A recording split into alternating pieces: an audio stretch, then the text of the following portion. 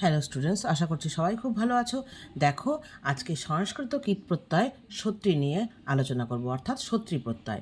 ঠিক আছে, কাজটি চলছে মানে যেই কাজটা রানিং চলছে এরকম যদি বোঝায় তাহলে কিন্তু সেখানে ধাতুর সাথে এই সত্রী প্রত্যয়টা যুক্ত হয়।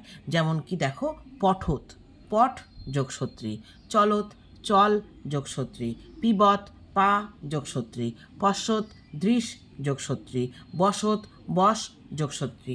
বোঝা গেল? আবার দেখো, পঠোত কি বললাম, পঠ যোগ সত্রী, চলত চল যোগ সত্রী, পিবত পা যোগ সত্রী, পশ্যত দৃশ যোগ সত্রী, বসত বস যোগ সত্রী।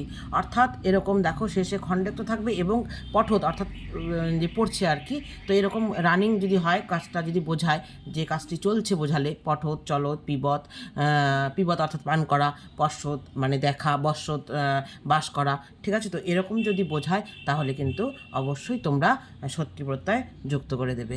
কেমন? আশা করছি তোমাদের এটাকে উপকারে আসবে। তো আজকে একটু থাক, পরের ভিডিওতে অন্য আর একটা প্রত্যয় নিয়ে আলোচনা করব।